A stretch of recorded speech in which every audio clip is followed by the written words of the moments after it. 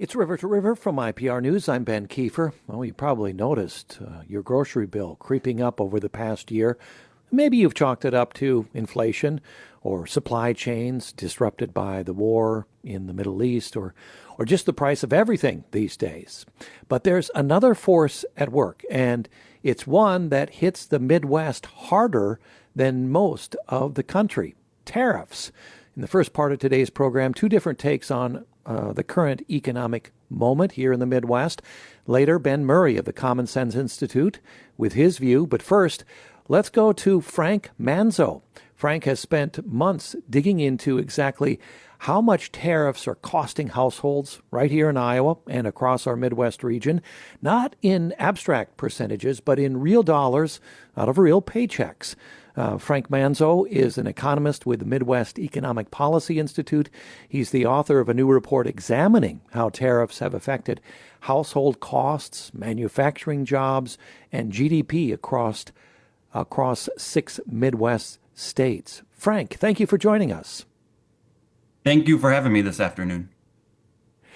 Give us the headline first. If there's one takeaway from this report you want us Midwesterners to walk away with, what is it? Tariffs imposed under the second Trump administration have disproportionately impacted Midwest states. They've raised cost for the average household by more than $2,000 per year. And instead of bringing manufacturing roaring back, tariffs have reduced manufacturing employment by thousands of jobs and shrunk the economy. That would be my biggest takeaway, top line takeaway from the report.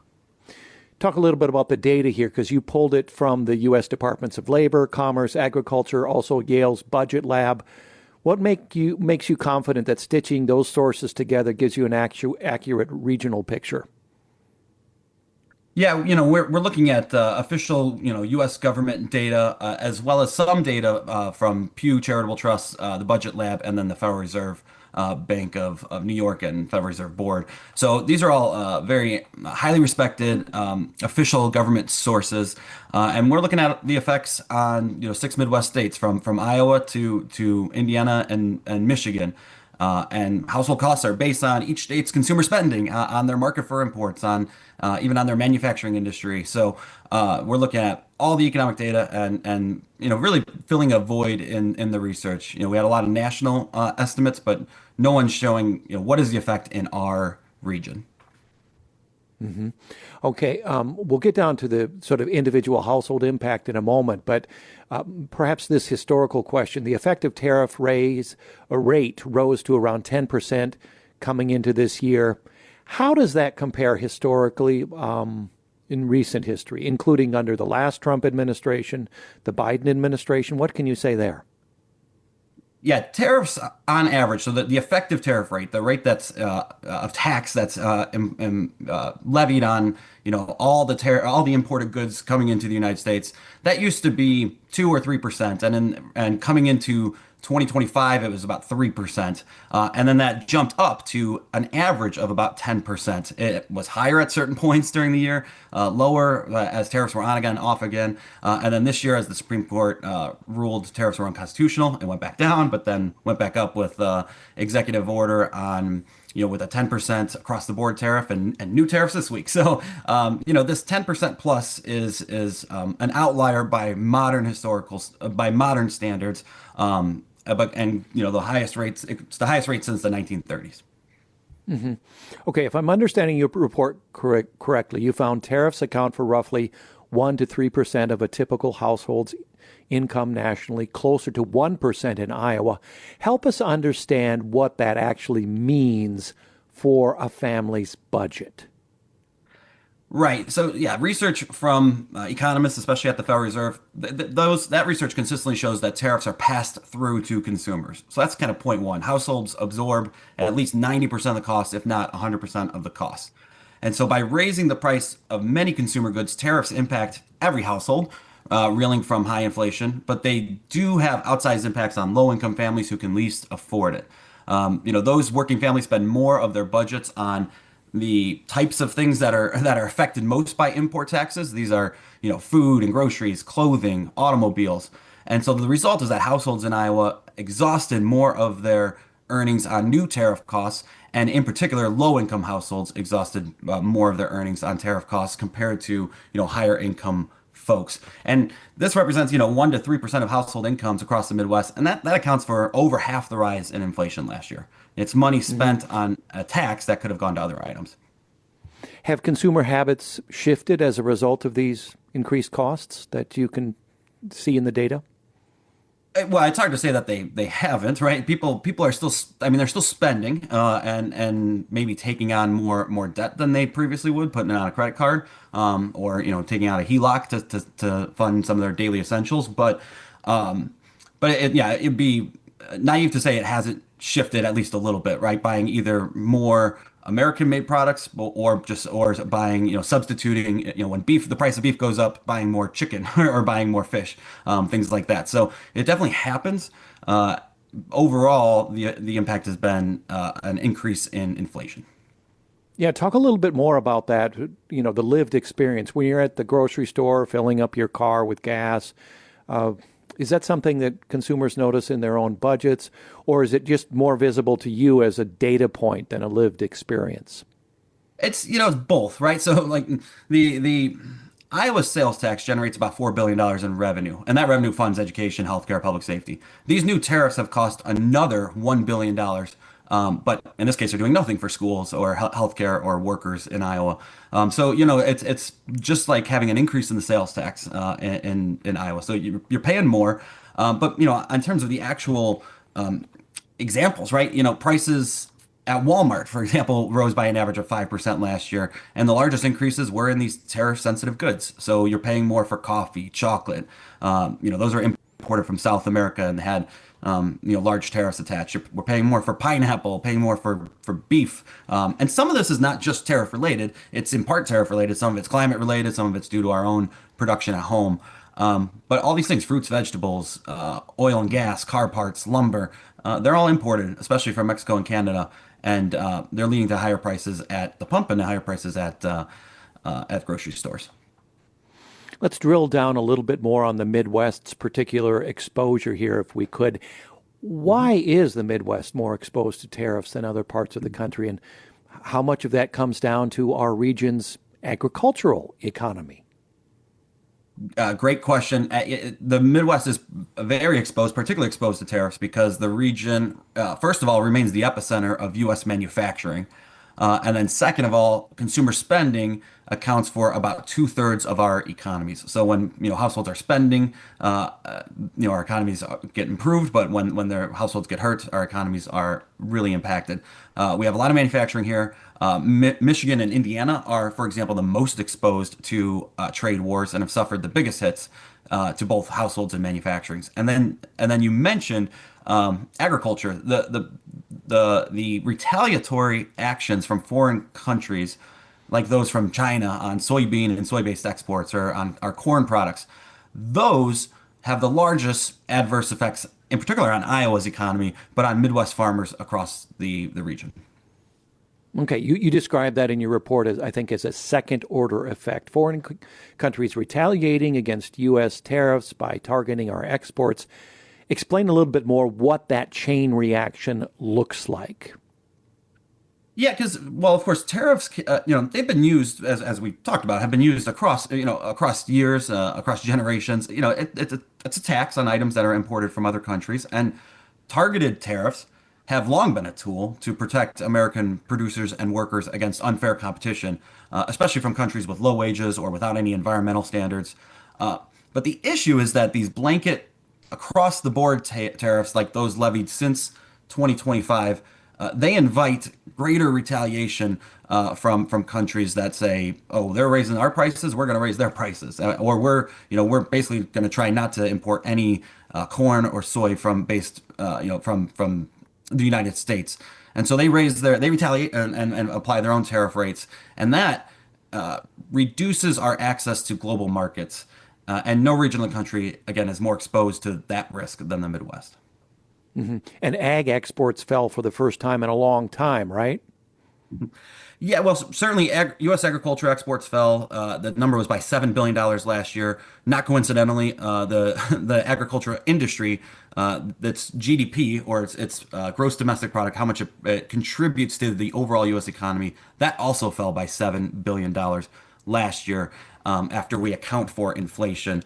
And in Iowa, the agricultural industry shrunk in 2025. I wonder, when we talk about those ag exports falling, what does that signal about how durable this damage might be? It's a great question. If tariffs were to all of a sudden go away tomorrow, there was a new round of tariffs levied, and if the Supreme Court were to say tomorrow, no, those are also unconstitutional. Well, first of all, a lot of the damage has already been done. There's been, almost $200 billion in unconstitutional tariff revenue collected that needs to go back to businesses and working families.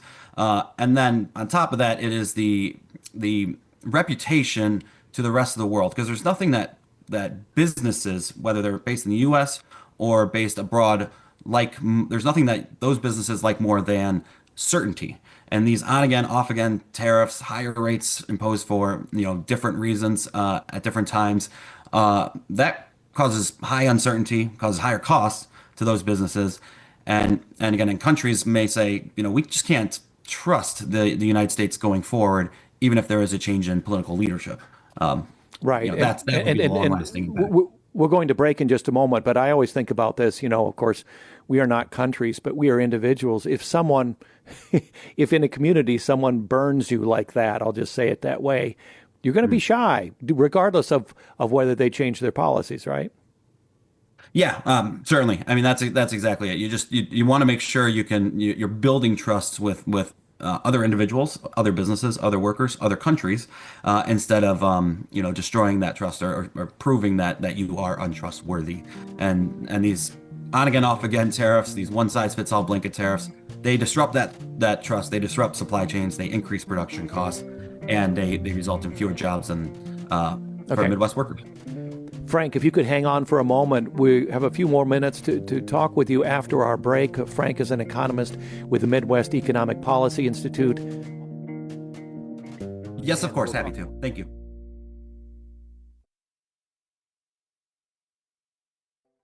So glad to have you on board this edition of River to River from IPR News. I'm Ben Kiefer, looking at our economic outlook for the first part of our program. Let's continue my live conversation with Frank Manzo. He's an economist with the Midwest Economic Policy Institute, author of a new report examining how tariffs have affected household costs, manufacturing jobs, and GDP across 6 Midwest states, including, of course, Iowa. Frank, let's drill down on Iowa's economy, the bigger picture here. Iowa saw a 1% decrease in the overall economy from this when we talk about tariffs on its own. Is that a big deal? Why does it matter more layered on top of the existing inflation? Mm-hmm. Yeah, it is a big deal. I mean, we find that tariffs decreased Iowa's economy by $2 billion. So it's $2 billion smaller than it otherwise would have been. And that manufacturing lost nearly 3,000 jobs due to the tariffs. Now, again, in context, the state has shed about 16,000 total jobs since January of 2025. And that's largely in the private sector. Certain industries are up, like construction employment is up, and that's thanks to really everyone's favorite topic, data centers. But manufacturing employment is down. Manufacturing employment is down by about 7,000 jobs, and about a third of those are due to tariffs alone. And then there's been an increase in household costs that are affecting day-to-day Iowans across the state. A lot of confusion out there, and understandably so, because we have now a new round of tariffs just announced last week. We had before that the Supreme Court ruling that these tariffs are unconstitutional in terms of revenue collection. How do you sort that out? Where does that leave the money already collected? Is there a real conversation about reimbursing consumers, or is that just theoretical? How does that fit into what you've reported on here? Yeah, I mean, the Supreme Court has ruled that about $166 billion in tariff revenue was unconstitutional, and then that money needs to be returned to returned. It needs to be returned. The one of the ways you could do that is to refund the businesses that imported those goods. They paid the tariffs once they crossed the border.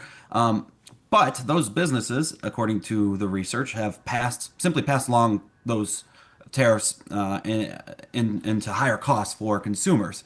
So a better way potentially would be to reimburse consumers, working families. Now, one way the federal government could do that is that people file income taxes every year, and you could do refund checks of at least $750 to single taxpayers, and then about $1,500 to married couples, and that would get you to $166 billion. So that would be a reimbursement directly to the people who would then turn around and spend that money back in the economy.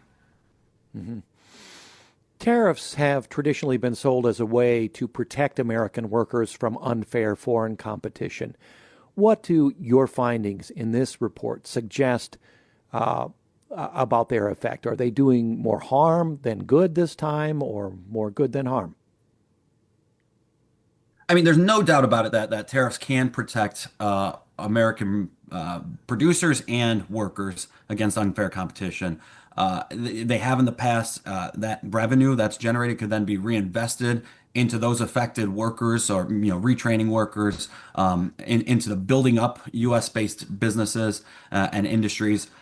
But that being said, these kind of blanket across the board tariffs that generate hundreds of billions of dollars in new revenue to replace potentially lost income taxes from cutting taxes on the wealthy and on corporations.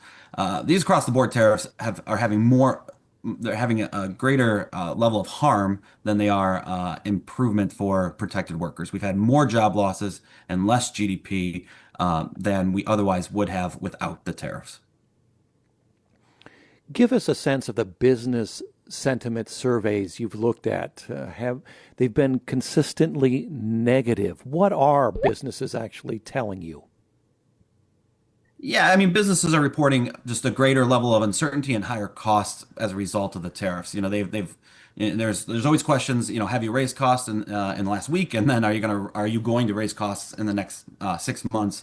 And those response rates of saying yes, I either have or I'm going to increase prices. Those have been elevated for the past year and a half. Now, the U.S. economy is dynamic. Businesses adjust, consumers adjust. But that doesn't mean that anyone's happy about it. People are paying more, and they might have to take out greater levels of debt. And inventory might change as well as businesses adjust. So there's a whole level of second, third order effects that do occur due to tariffs. Economist Frank Manzo of the Midwest Economic Policy Institute. Thank you very much for sharing your report with us, Frank. Take care. Thank you for having me. I appreciate it. It's River to River from IPR News. I'm Ben Kiefer. Let's bring a different voice looking at a lot of the same economic terrain into our conversation. Ben Murrey has been on our show before. We'll welcome him back now to our Des Moines studio.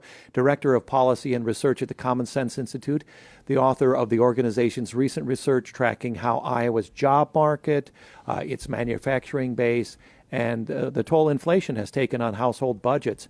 Ben Murrey, welcome back. Hey, Ben, thanks for having me on. Let's have you talk about manufacturing first. Your report found manufacturing still the single largest contributor to Iowa's GDP and its largest employer, but that the industry has actually been shedding jobs for 2 decades, even as output climbs. Give us a sense of that picture and what's driving that split. Yeah, so it's interesting because things that are a positive can also, in a way, be a negative, and that's what you see here in manufacturing, right? Is that there's been productivity growth, increases in the manufacturing industry in Iowa, and we see that in the data. Where in 2005, you needed 7.1 manufacturing workers in Iowa to produce $1 million in inflation-adjusted GDP.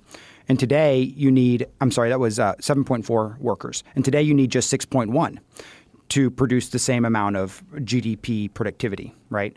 And so what does that mean? Well, it means we're becoming more productive, and that's a good thing. But it also means there are fewer jobs being added by the manufacturing sector than would have otherwise been the case. Your previous guest kept talking about, what would have otherwise been the case without this change, right? As economists, we're always talking about the counterfactual. Without the productivity increases, we would have more workers employed in manufacturing. That's a good thing, right? Well, not necessarily. Mm-hmm. And I think it gets to the tariff conversation as well, because you can see that while tariffs obviously have an effect on the economy and jobs and everything else, there are a lot of cross currents. I understand Iowa's manufacturing employment is more concentrated than the national average. Ben Murrey, given how central this industry is to the state, how exposed is Iowa if tariffs or other pressures hit manufacturing harder? Yeah, I think it's a great question, right? So, a loss that might look modest nationally can be very significant in Iowa because manufacturing is woven through the entire state economy, right? And I think that's the point you're getting at. Mm-hmm.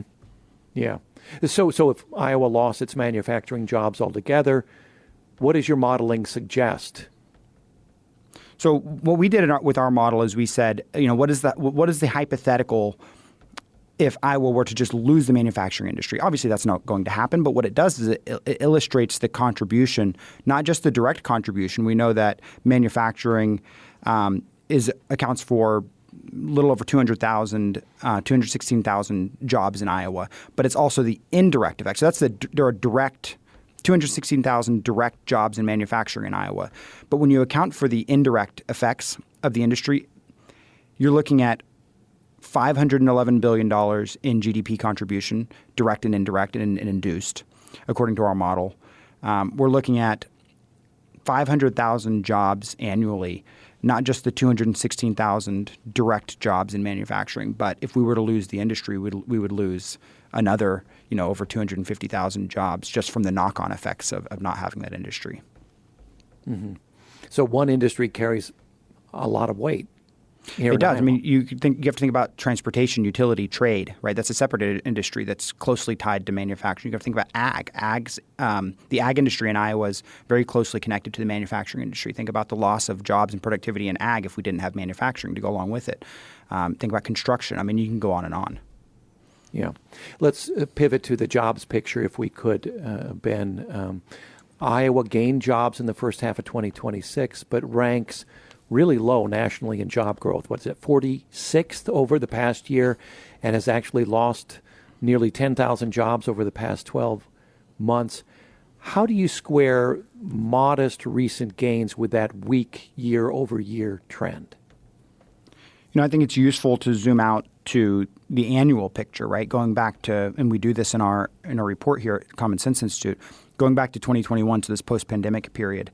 We had strong job growth in 2021 coming out of the pandemic as we recovered, and that strong job growth slowed but continued in 2022 and 2023. But it went negative in 2024. And then the same for 2025, it actually went even more negative. And so you might argue that Iowa was, you could certainly say Iowa was in a jobs recession in 2024 and 2025. Now in 2026, year to date, we have the best jobs numbers that we've had in 3 years. And so what I would say is that from a jobs perspective, we're coming out of that. We have seen positive jobs growth this year in 2026. We have positive jobs growth over the last 12 months. But and so that's good, right? We're not negative the way we were in 2024 and 2025, but we're still not growing as rapidly as the rest of the U.S. Like you said, we're 46th in the nation for jobs growth over the last 12 months. So to get that right, we actually, though, lost nearly 10,000 jobs over the past 12 months here in Iowa. Yeah. So over the past 12 months, we've lost jobs still. We're still in the negative for 12 months, but year to date, we're positive. So it's looking promising for 2026, but we still have a lot of that negative jobs effect hanging over from 2025. Okay. I think I'm following you. Iowa still has one of the lowest unemployment rates and one of the highest labor force participation rates in the country. Does that soften the picture or mask something going on? It's a little bit paradoxical, right? Because traditionally, if you ask an economist, you say, hey, I've got this economy where the unemployment rate is 3.2%, I think it is, in Iowa right now, and the labor force participation rate is one of the highest in the country. They would say, well, that sounds like it's a job that's an economy that's running on all cylinders, and we have full employment, and there's probably a lot of economic activity happening there. But that's not necessarily what those numbers tell us for Iowa. What those numbers tell us for Iowa is that those who want to work are working, but we're not creating a lot of jobs, and so. What does that mean? What I hear from employers is they don't always have the workforce available that they need, right? Mm-hmm. And that speaks to that high labor force participation rate, that low unemployment rate. That data confirms what the employers are saying. Sure enough, people who want to work are already working, right?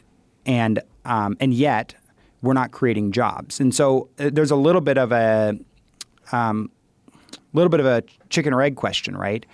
Do we not have jobs because employers are going, well, gee, we can't get the workforce we need here because Iowans are already working. There's a low unemployment rate. We don't have the workforce, so we're not going to create the jobs here. We're not going to invest here.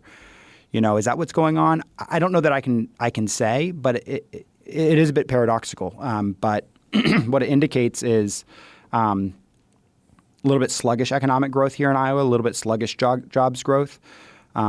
But if you are able to land a job in Iowa, if you do have gainful employment here, if you're, then you're probably doing pretty well, right? Because Iowa, according to our research at Common Sense Institute, is the most affordable state to live in the country when you account for the cost of living and how much people actually earn, right? Mm-hmm. And so if you do have a job here, if you're able to move here and work here and be gainfully employed, you're probably living pretty well relative to people in higher cost jurisdictions. But that doesn't mean that we're creating a bunch of new jobs and economic growth for maybe people who otherwise would want to live here. What about the loss of immigrant labor on top of our workforce shortage here? I've been reading healthcare. I read, healthcare facilities, especially for the elderly, having real more trouble finding workers. Traditionally, they've often, as some other sectors relied on immigrant workers, that many are leaving the country and the state.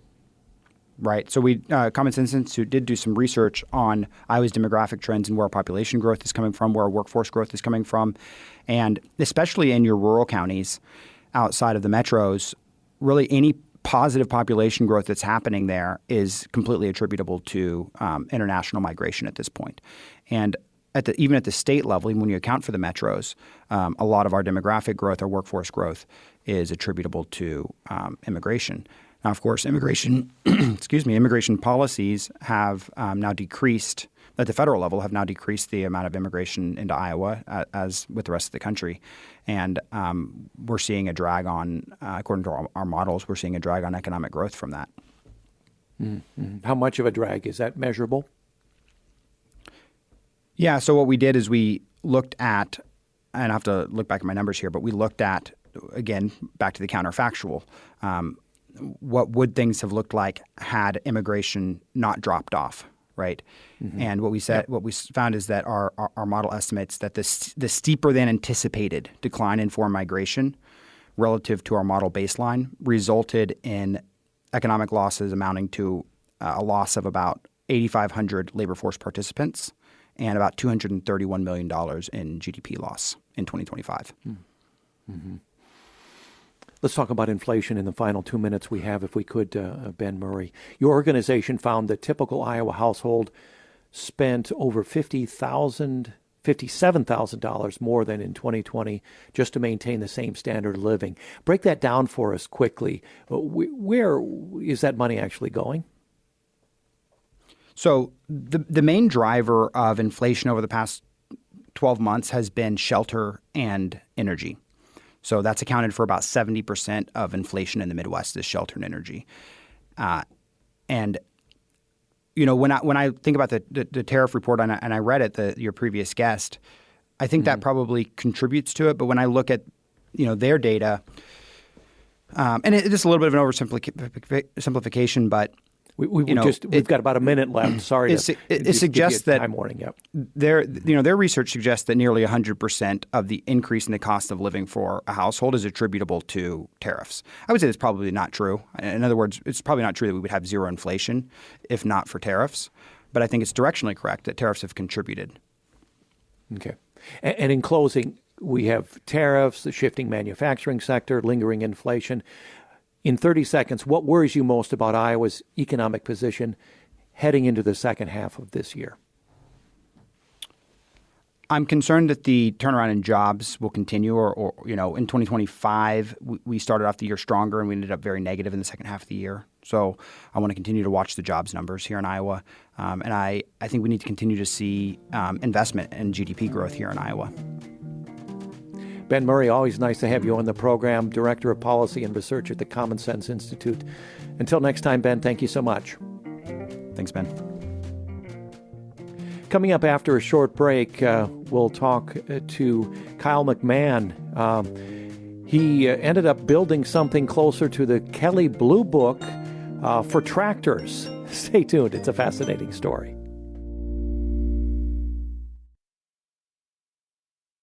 Back with more River to River from IPR News. I'm Ben Kiefer. Our next guest went to Iowa State to study landscape architecture. He ended up building something closer to a Kelley Blue Book, but for tractors. Kyle McMahon grew up in Fairfield, no family background in farming, I understand, but after college found himself buying and selling farmland and eventually decided to start farming himself, corn, soybeans. And that's also when he ran into a problem. He had no reliable way to know what a used piece of farm equipment was actually worth. So he built that way.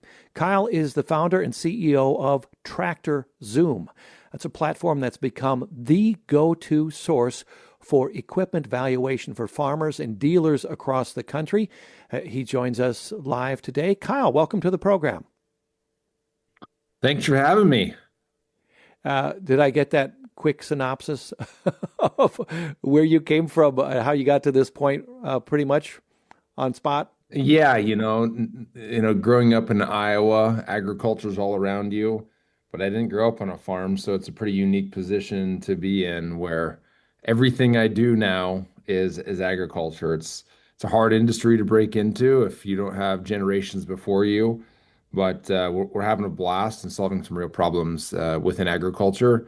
And farmers have to spend a lot of money buying equipment, and so we're thrilled to provide our value to the industry. Yeah.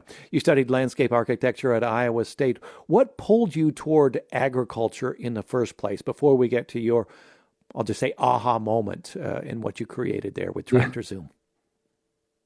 Well, at Iowa State, at landscape architecture, I wanted to build golf courses of all things, but I met an entrepreneur at my entrepreneurial studies minor, and he really formed a structured opinion of mine of what I wanted to do in my career because I wasn't fully excited about landscape architecture towards the end of my college career, and he offered me an internship in farmland investing. And I absolutely fell in love with it and traveled every county in Iowa, Illinois, Minnesota, meeting people in agriculture.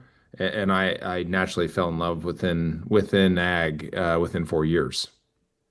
Okay, let's get into the meat of what we're talking about with Tractor Zoom. When was the aha moment? Take us back to that. What was it about the experience that made you think, hey, there should be a Kelley Blue Book for tractors? That's essentially what you've created, right?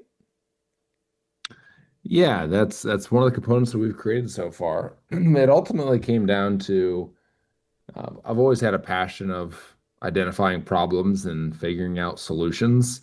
And when I was investing in farmland, naturally, as any astute investor would do, you want the best data to make the most informed decisions so you don't lose money, right? And we wanted to make sure that we were investing correctly. But when it came time for me to want to start farming in southeast Iowa, Van Buren County, south of Fairfield, I needed to naturally buy equipment to start farming. and I had no access to data like I did at the private equity fund I worked for, and recognized the ability to leverage good data to make good investment decisions. That should be the point in any asset class, whether somebody is trying to buy a farm, buy a tractor, buy a car, buy a house. Everybody wants a peace of mind to understand, are they buying something at fair value at least?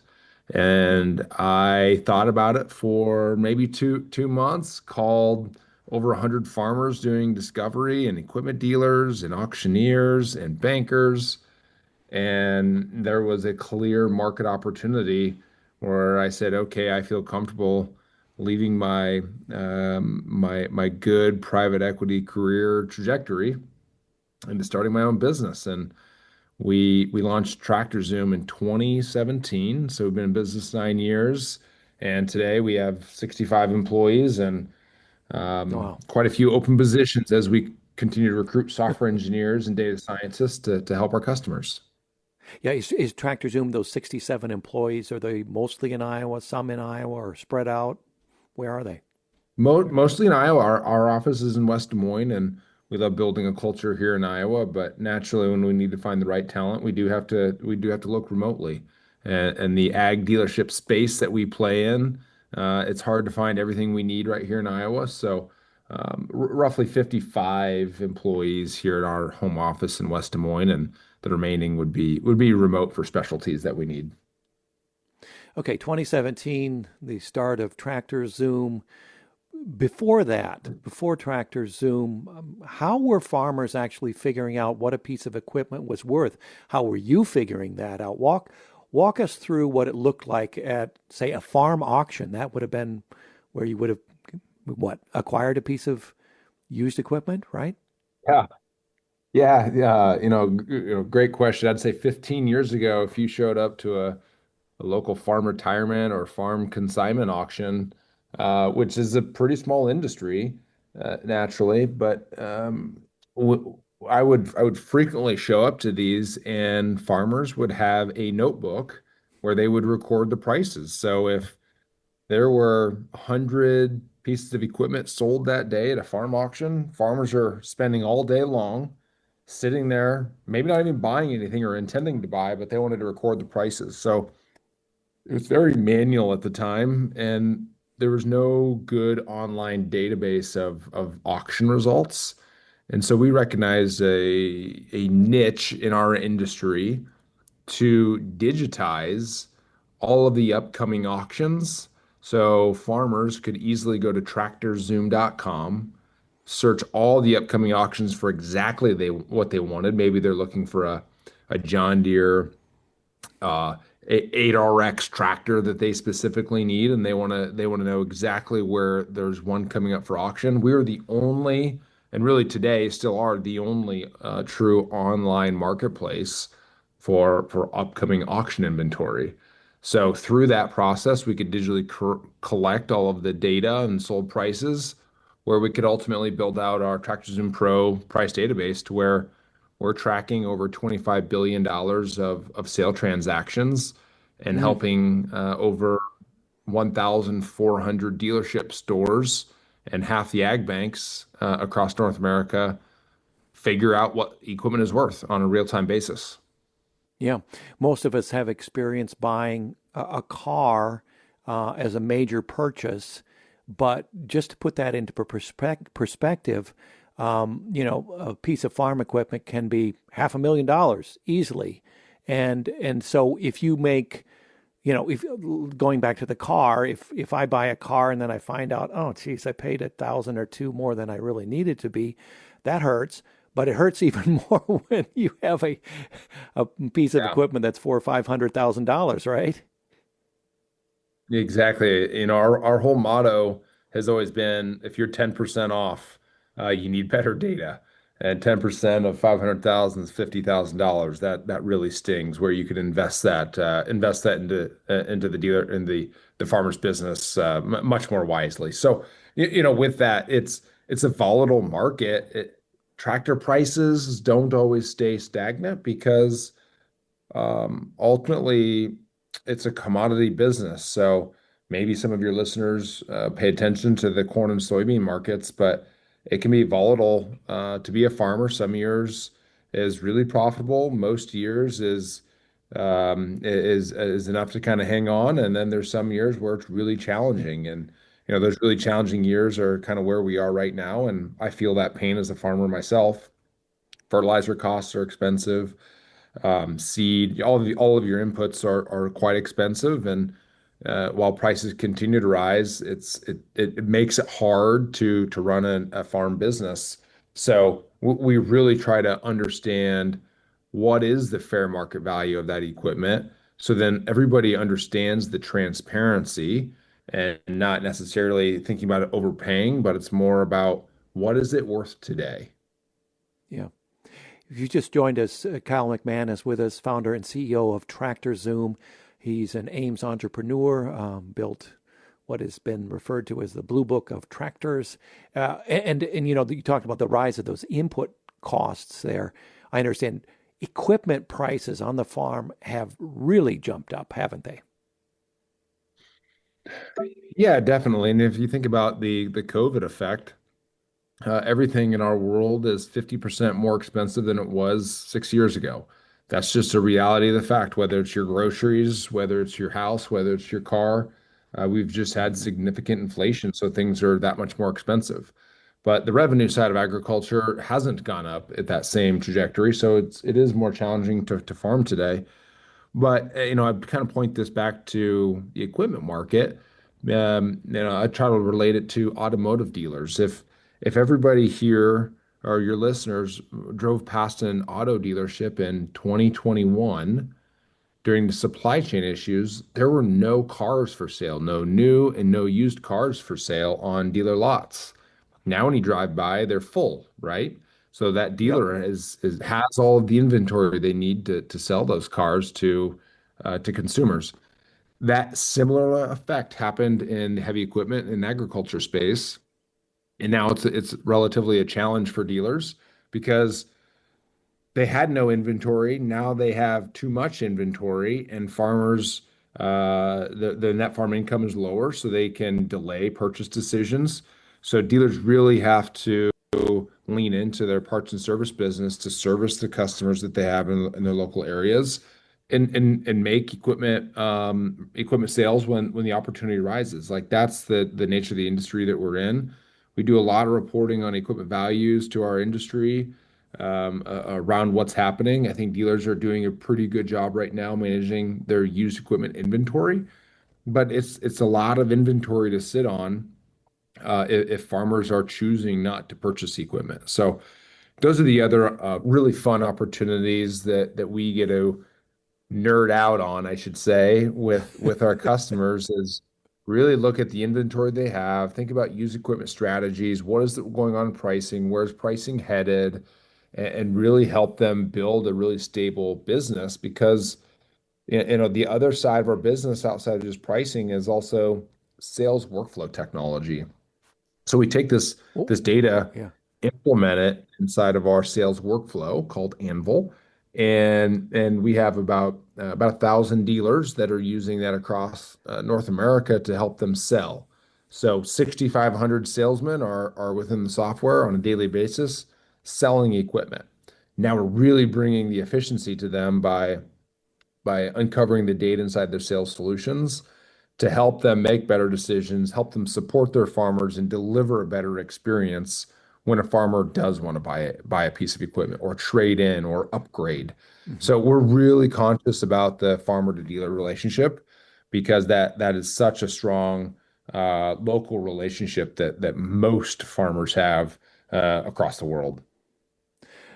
I wanted to make sure we drew a line here because we're talking so much about used cars and then to parallel here. But I think you're upfront that you're not, unlike some used car salespeople, you're not doing quality inspections. You are valuing based on price, data, not condition. Is that right? Yeah, that's right. We cover such a wide range of geography. It's hard for us to have boots on the ground to do inspections. So we don't do inspections, We simply look at asset values and help people put the price to it. And then we give our customers, our users, the ability to make adjustments based on that condition that their subject tractor might be in, right? Mhm. Coming up to the end of our conversation, I'm sure you've heard in the news, right to repair when it comes to agriculture. It's been in the news, a real flashpoint in agriculture. Tractor Zoom doesn't touch the service side, but I'm assuming you must have a view. Where do you come down on whether farmers should be able to fix their own equipment? Yeah, well, I mean, I'm a farmer as well, and I have a software business that dealerships are our biggest customer. And so, I look at this pretty black and white that if I own a piece of equipment, I want to be able to service it when I can. But, I think that the reality is e modern equipment has so many electronics on it. The Mm, old 4020s and P-pump tractors and everything being mechanical, it was a lot easier to work on than today, where it takes so much computer effort and electronic effort to fix things. Most times as a farmer myself, I just let the dealership do that. I don't know what I'm doing there, so I let my local dealership work on that. So I mhm. understand that a lot of farmers want the ability, and they should have the ability to fix their own equipment. But it really comes down to the complexity, in my opinion, around fixing tractors with electronics, and understanding the ability, understanding how to diagnose that to accurately fix it. Personally, when it comes to that, I let my local dealer um, solve that for me because I don't want to screw it up. So I Yep. understand both sides of the aisle here. And so I can only really speak towards my opinion as a farmer. I want the ability, What if I, but I still want my yep. dealer to do it. Got 30 seconds for you to answer this one if you can there, Kyle. Where is Tractor Zoom investing right now? What does innovation mean for a company like yours going forward? Yeah, we're bringing a lot of innovation through artificial intelligence to the market and allowing our dealers to leverage new technology to create more efficiency, to sell more equipment and service our customers more. And we're really doubling down on that initiative here. As I mentioned earlier, we have 14 open positions in software engineering, data science, and products. So if any listeners out there have interest or know people that are interested in really pushing the needle in agriculture through technology, you're welcome to look Yep. at our careers at tractorzoompro.com careers. Very good. Kyle, thanks for joining us. And yeah, we didn't delve too much into it, but like all industries and sectors, AI, thin end of the wedge as far as change it's bringing to you, it sounds like. Absolutely. And we're having a lot of fun with it. All right. Kyle McMahon, founder and CEO of Tractor Zoom. Take care. Thanks for coming into our studio.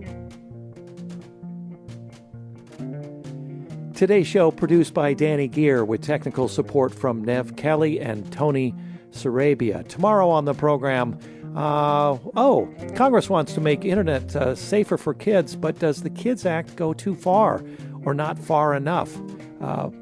We'll discuss that tomorrow on River to River. I'm Ben Kiefer. I hope you'll join us.